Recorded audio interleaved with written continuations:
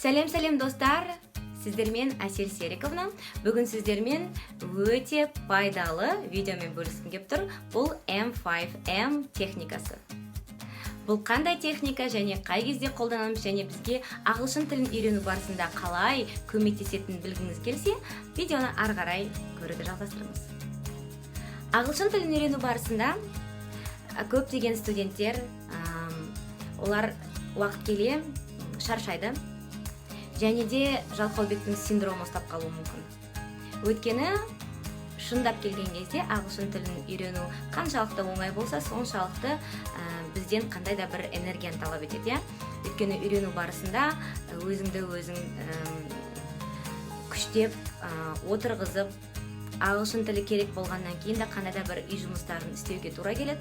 Сондықтан да осындай кездерде мотивациямыз төмендеп, жалқау бола бастаймыз.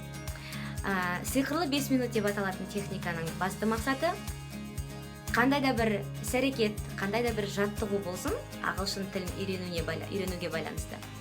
Соны кейінге қалдырмай, дәл өз уақытында істеп тастауға көмектесетін техниканың бірі болып. Өз бетіңізбен ағылшын тілін үйреніп жүрсеңіз, өте пайдалы болады.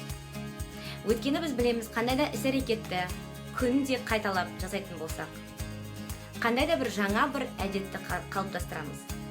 Ал өзіңіз білетіндей, жаңа әдетті қалыптастыру өте қиын. Сондықтан да қандай да бір мінез құлық тізбегінің арқасында ағылшын тілін үйренуді, күнде ағылшын тілімен айналысуды біз автоматты түрдегі бір іс-әрекетке жеткізуіміз керек. Сонда ғана бізде нәтиже болады. Ал енді сиқырлы 5 минут техникасының құпиясын ашып берейін сіздерге. Егер сіз үйге келгеннен кейін, шаршап, шалдығып, жұмыстан кейін немесе сабақтан кейін, қазір бір 5 минут ұйықтап алайыншы, немесе қазір 5 минут Инстаграмда не қызық болып жатыр екен деп, немесе қазір 5 минут кореялық дорамаларымды көріп алайыншы деп, мысалға өзіңізге қандай да бір сылтауды тауып, ағылшын тілінен берілген үй жұмысын жасамаудың барлық амалын жасап жатсаңыз, яғни қандай да бір сондай бір миыңызда сондай бір ойлар туындап жатқан болса, ол бұл жағдайда басқаша жасау керек. Яғни сіз үйге келгеннен кейін, біраз демалып алғаннан соң, ағылшын тілінің кітаптарын алып, өзіңіздің күнделікті жасап жүрген жаттығуларыңызды жасау үшін сіз былай айту керексіз.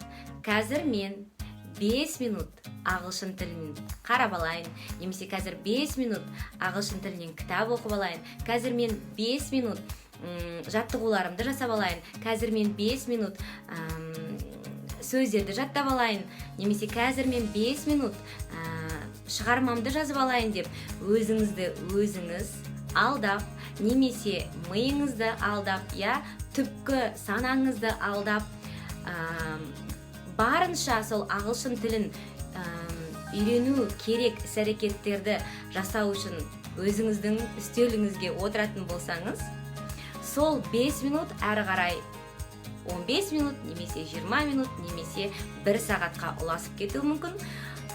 5 минут отырдым деген сөз, бұл жарты жұмыстың істелгені деп түсіну керек. Яғни сол 5 минут деп өзіңізді өзіңіз алдаудың арқасында сіз үй жұмысын оп-оңай істеп тастайсыз. Бұл техниканы менің барлық студенттерім қолданады. Өзім студент болған кездерде, осыдан қаншама жыл бұрын осы техниканы қолданатын едім.